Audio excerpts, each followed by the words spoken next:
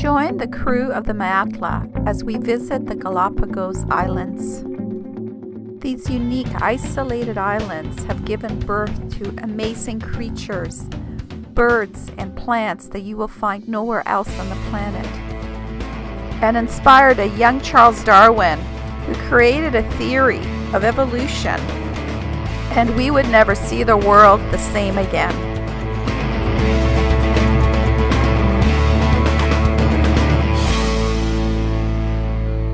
Sailing offshore found us getting all kinds of weather. One minute we had lots of wind, the next minute we had none. Some of the times we were motoring, some of the times we were reefing.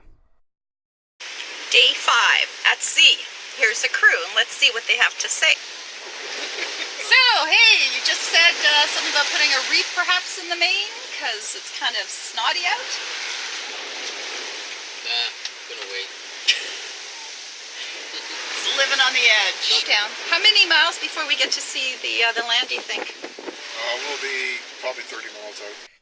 A squall hit us early in the morning that was blowing like stink. The guys scrambled to adjust the sails and throw in some reefs. Thankfully, the worst of it missed us.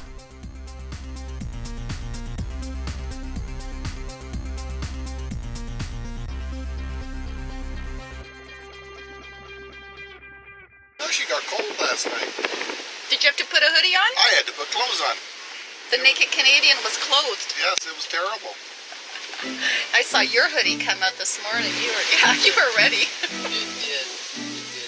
I actually shivered last night. The battery was so cold. Oh, God. It's amazing how quickly we got used to the heat and the humidity. Probably almost 75, 80 in the Yeah, cabin. I know.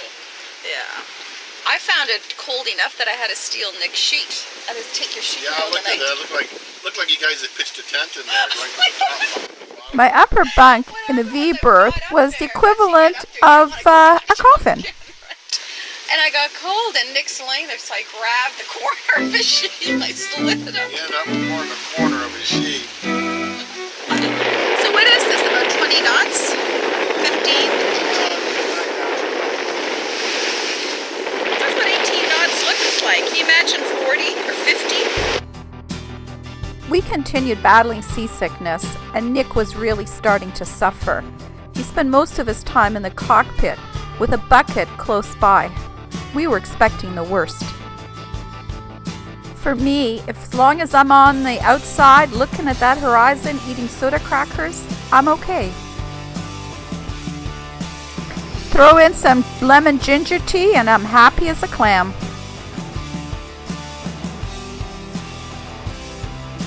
Nick's strategy was to stay in that cockpit, keep that bucket close at all times. But he still did his watches and still managed to try to get the fishing in. Fishing wasn't very good yesterday, but I think King Neptune threw us some bait. Maybe today will be a better day.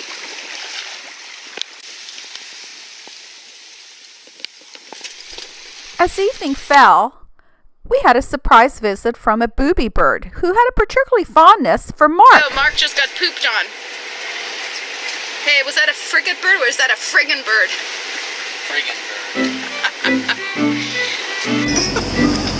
Let's see that. You gotta go to a casino. You gotta gamble now. That's super good luck. We were going to need that luck and all that we could get because the gremlin had struck on the boat again. During the night, the navigation computer screen had been cracked. We managed to hook it up to a TV monitor and make it work. But that was just the beginning of it. We were about to face something that was far worse. Hey guys, it's day 6. We're out here in the middle of the ocean. And we had a little issue last night.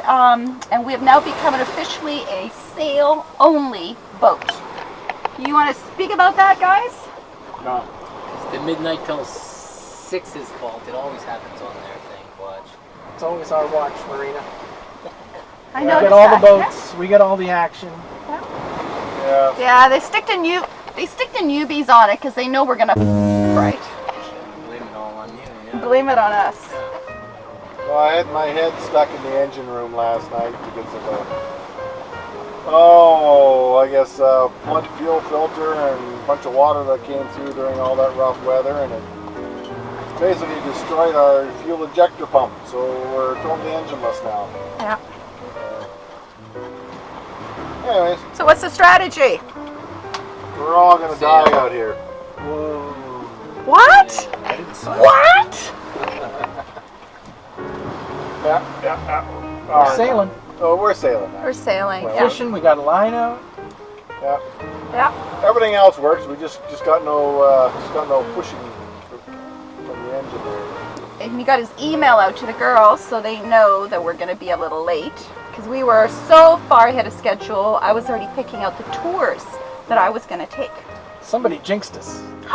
Yes, somebody jinxed us. Yeah, sure. Again, the blame is on me. But as it turns out, we're only 260 odd miles away from the Galapagos Islands, and we're sailing at about 5.5, 6 knots, going in the right direction, and we'll get there eventually. It's just, Right on. under sail power alone. In our next video, we cross the equator and become shellbacks. Please subscribe or give us a thumbs up if you like the videos. Are we there yet? I have to pee. I'm hungry. I'm thirsty. Make me reach around and give you a slap. Don't make me.